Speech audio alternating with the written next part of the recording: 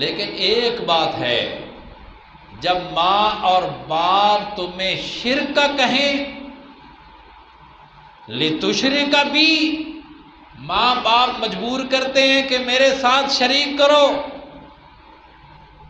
اولیاء اللہ کے نذرانے اور 11ویں تقسیم کرو، نظر نیاز فلانے کے نام پر دو، لیلا گھٹا اٹا فلانی جگہ پر لے جاؤ، فلا تطعهما، تو اللہ کریم نے فرمایا اب ان کی اطاعت نہیں کرنی، ان کا کہنا نہیں ماننا۔ اب اس کہنے نہ ماننے کے اندر تو نافرمان نہیں بنے گا، کیوں کہ ادھر سے اللہ کا حکم ہے، ادھر ماں اور باپ کا حکم ہے۔ اب یہاں پر ہم نے جب تقابل سامنے آیا تو اللہ اور اللہ کے رسول کی محبت کو ہم نے زیادہ درجہ دینا ہے ماں اور باپ کی محبت سے، اس لیے یہاں پر ہم نے ماں باپ کی اطاعت کو ترک کر کے، چھوڑ کر کے اللہ اور اللہ کے رسول کی بات کو ماننا۔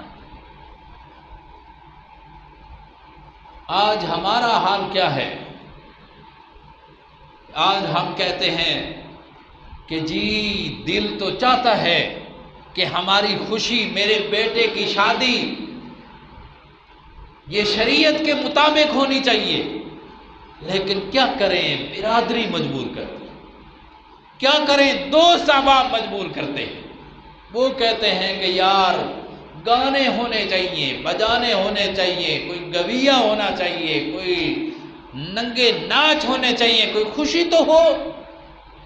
وہ مجھے مجبور کر رہے ہیں، غمی ہے تو غمی ہمارے، رسم و رواج ہمیں اللہ اور اللہ کے رسول کے مطابق نہیں، حکم کے مطابق نہیں منانے دیتے۔ کیا کریں جی، ہماری برادری کا یہ دستور آ رہا ہے، ہم نے ایسے ہی کرنا ہے۔ جب کوئی بڑا فوت ہو جائے، اس کے اولاد پیچھے موجود ہو تو بڑے بڑے بیٹے کو ہم نے پٹکے باندھنے ہیں، پگ رکھنی ہے اس کے سر کے اوپر۔ یہ کہاں سے آئی تھی؟ کیا اللہ کے رسول صلی اللہ علیہ وسلم کے زمانے میں کسی اولاد کا باپ فوت نہیں ہوا؟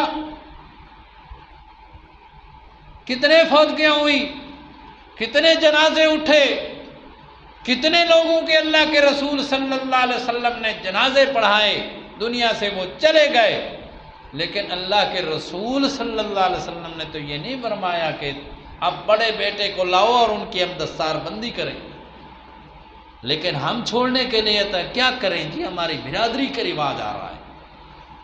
یہاں پر ٹکراؤ جب ہوتا ہے پھر پتہ چلتا ہے کہ اللہ کے رسول کی محبت ہمارے دلوں میں اللہ اور اللہ کے رسول کی محبت زیادہ ہے یا برادری کی محبت زیادہ ہے، دوست احباب کی محبت زیادہ ہے یا رسم و رواج کی محبت زیادہ ہے، ایسے مقام پر پتہ چلتا ہے۔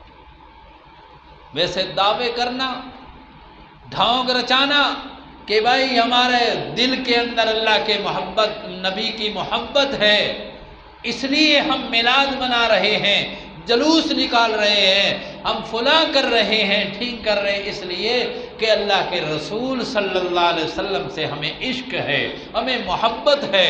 میں نے پہلے عرض کیا کہ اللہ کے رسول کے محبت دل میں ایمان کا جز ہے، بلکہ ایمان اس وقت تک کامل اکمل ہو نہیں سکتا جب تک اللہ کے رسول صلی اللہ علیہ وسلم کی محبت دل میں نہ ہو۔ لیکن یہ محبت اور اس کا اظہار یوں ہونا چاہیے کہ ہم 12 ربیع الاول کو جلوس نکالیں، جلوس کے اندر شرکت کریں، میلاد منائیں، یا اللہ کے رسول صلی اللہ علیہ وسلم کے ساتھ محبت کا ثبوت یہ ہے کہ ہم اللہ اور اللہ کے رسول کی پوری پوری اطاعت کریں۔ محبت کا اظہار اطاعت اللہ اور اطاعت رسول کے ساتھ ہوگا، نہ کہ من گھڑت رواجات کے ساتھ ہوگا۔ من گھڑت رواجات کو دیوار پر لگا کر ہمیں اللہ اور اللہ کے رسول کے ساتھ محبت کا اظہار ایسے کرنا ہوگا کہ اللہ کے فرمان، نبی کا فرمان سر آنکھوں پر ہونا چاہیے۔ ہم وہ کام کریں گے جو اللہ اور اللہ کے رسول صلی اللہ علیہ وسلم تعلیم دے کر گئے۔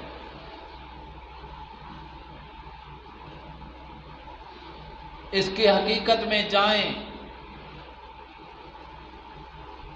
کہ 12 ربیع الاول یہ وفات کا دن ہے یا ولادت کا دن ہے؟ یہ تو آپ حضرات بھی سمجھتے ہیں اور ہم بھی جانتے ہیں کہ آج سے کچھ عرصہ پہلے تک اس دن کا نام کیا تھا؟ 12 وفات۔ کیا بولتے تھے اس کو؟ 12 وفات۔ کہ 12 ربیع الاول یہ جناب نبی کریم امام الانبیاء حضرت محمد الرسول اللہ صلی اللہ علیہ وسلم کی وفات کا دن ہے، اور یہ تحقیق کے ساتھ مؤرخین کے ہاں بھی، مفسرین کے ہاں بھی، محدثین کے ہاں بھی امام الانبیاء حضرت محمد الرسول اللہ صلی اللہ علیہ وسلم کی وفات حسرت آیات وہ 12 ربیع الاول ہے۔ کوئی کسی قسم کا کوئی اختلاف نہیں، نہ مفسرین نے، نہ محدثین میں، نہ مؤرخین میں۔ تاریخ لکھنے والے وہ بھی یہی بات کہتے ہیں کہ 12 ربیع الاول کو آپ صلی اللہ علیہ وسلم کی وفات حسرت آیات۔ باقی رہا ولادت کا مسئلہ، ولادت کب ہوئی؟ ولادت میں بڑا شدید اختلاف ہے، بہت اختلاف ہے، بہت سارے روایات ہیں۔ 8 ربیع الاول سے لے کر 12 ربیع الاول تک اقوال ہیں۔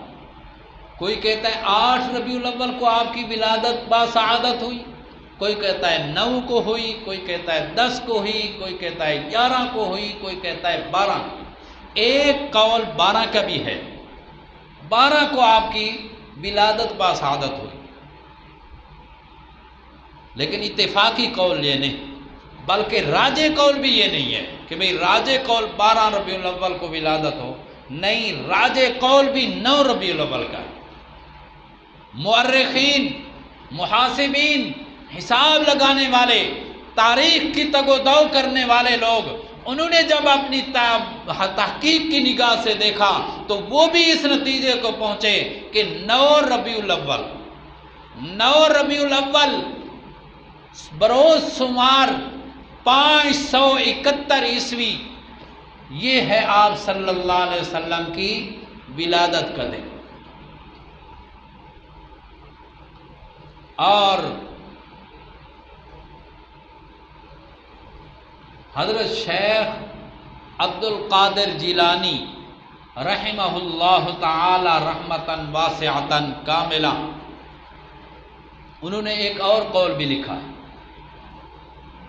جن کے بارے میں ان حضرات کا یہ اعتقاد ہے، یہ ان کے بارے میں یہ خیال رکھتے ہیں کہ حضرت پیران پیر شیخ عبد القادر جیلانی رحمہ اللہ تعالی جو بات بھی کہتے ہیں وہ لوح محفوظ سے دیکھ کر کہتے ہیں۔ کیا مطلب؟ کہ حضرت پیران پیر شیخ عبد القادر جیلانی کو عالم الغیب سمجھتے ہیں کہ وہ جو بات کہتے ہیں لوح محفوظ سے دیکھ کر ان کی کوئی بات غلط ہو سکتی نہیں، وہ ایسی تحقیقی بات کرتے ہیں کیونکہ وہ عالم الغیب ہیں، لوح محفوظ سے واقف ہیں۔ ان کا ایک قول، ان کی کتاب ہے غنیۃ الطالبین، غنیۃ الطالبین کے اندر وہ ایک آپ صلی اللہ علیہ وسلم کی ولادت کے بارے میں بحث کرتے ہوئے کہتے ہیں کہ آپ صلی اللہ علیہ وسلم کی ولادت باسعادت ربیع الاول کے مہینے میں ہوئی ہی نہیں، سرے سے ربیع الاول کا مہینہ نہیں ہے، بلکہ ان کے تحقیق کے مطابق آپ صلی اللہ علیہ وسلم کی ولادت محرم کے مہینے میں، اور محرم کی بھی 10 تاریخ کو۔ ادھر اعتقاد کا توازن کریں کہ وہ جو بات کہتے ہیں لوح محفوظ سے دیکھ کر کہتے ہیں، یہ بات بھی وہ کہہ رہے ہیں نا کہ بھائی آپ کی ولادت باسعادت ربیع الاول کے مہینے میں ہے ہی نہیں، بلکہ آپ کی ولادت محرم کے مہینے میں اور 10 محرم کو ہے۔ پھر تم یہ جلوس بھی 10 محرم کو نکالیں، 12 ربیع الاول کو کیوں؟ اس لیے میرے بھائی اور دوستو، میں عرض یہ کر رہا تھا کہ یہ جلوس نکالنا یہ محبت کا ثبوت نہیں، یہ ایمانداری کا ثبوت نہیں۔ ایمانداری کا ثبوت ہے اللہ اور اللہ کے رسول کی اطاعت کے اندر۔ اگر اس جلوس کو دیکھیں تو اگر یہ عبادت ہوتا، اگر یہ تحقیق کے ساتھ ہوتا کہ آپ کی پیدائش کے دن جلوس نکالنا ہے، تو پھر یہ اتنا اوجھل معاملہ کیوں رہا، اتنا مخفی کیوں رہا کہ آپ کی ولادت کی تاریخ کا یقینی علم کسی کو نہیں؟ کوئی کچھ کہتا ہے، کوئی کچھ کہتا ہے، کوئی کچھ کہتا ہے۔ اگر یہ عبادت ہوتی تو شروع سے ہوتی، اللہ کے نبی نے حکم دیا ہوتا، آپ نے صحابہ کو تعلیم دی ہوتی کہ ربیع الاول میں میری ولادت ہے، تم نے یہ کام کرنا، یہ بڑا ثواب اور عبادت ہے۔ لیکن نہ نبی کریم صلی اللہ علیہ وسلم نے 23 سالہ دور نبوت میں اس دن کو منایا، نہ اس کو منانے کا حکم دیا، اور 63 سالہ زندگی میں نے بھی، نبوت سے پہلے بھی نہیں فرمایا، نبوت کے بعد میں بھی آپ نے حکم نہیں دیا۔ اسی طرح خلفائے راشدین کے دور کے اندر، حضرت ابوبکر صدیق کے دور کے اندر بھی یہ نہ دن منایا گیا، نہ جلوس نکالا گیا، نہ حضرت فاروق اعظم کے دور کے اندر، نہ عثمان غنی رضی اللہ تعالیٰ عنہ کے دور کے اندر، نہ علی المرتضیٰ رضی اللہ تعالیٰ عنہ کے دور کے اندر۔ خلفائے راشدین اپنے مقام پر حضرات صحابہ اکرام میں سے کسی صحابی کے دور کے اندر، کسی تابعی کے دور کے اندر بھی یہ نہ دن منایا گیا، نہ جلوس نکالا گیا۔ ایسی مخفی عبادت تو ہے۔ کیا باقی عبادات جن کے اوپر اللہ اور اللہ کے رسول نے ثواب کا وعدہ فرمایا، وہ صحابہ اور تابعین سے مخفی تھی؟ کسی نے کسی کو یہ نہیں بتایا کہ اللہ کے رسول یہ بتا کر گئے، جن کے بارے میں اللہ کریم نے خود ارشاد فرمایا، ان آمنوا بمثل ما آمنتم به فقد اہتدوا، اگر تم ایسے ایمان لاؤ گے جیسا کہ صحابہ کرام ایمان لے آئے، بمثل ما آمنتم، میرے نبی کے شاگردوں اگر ایسے وہ ایمان لائیں جس طرح تمہارا ایمان ہے، فقد اہتدوا، تو وہ راہ پا جائیں گے۔ جن کی اقتداء کو اللہ کریم نے معیار قرار دیا، وہ لوگ تو یہ کام نہیں کر رہے۔ اس لیے میں عرض یہ کر رہا تھا کہ محبت کا ثبوت وہ ہے اللہ اور اللہ کے رسول کی اطاعت کے اندر۔ جو اللہ کریم نے فرمایا، اللہ کے نبی نے فرمایا، وہ عبادت بھی ہے، اس پر ثواب کے وعدے بھی ہیں، اس میں محبت کا ثبوت بھی ہے، اور جس چیز سے اللہ کے رسول نے منع فرمایا، جو کام اللہ نے، اللہ کے نبی نے اور اس کے شاگردوں نے نہیں کیا، وہ نہ عبادت ہے، نہ اس کے اوپر ثواب کا وعدہ۔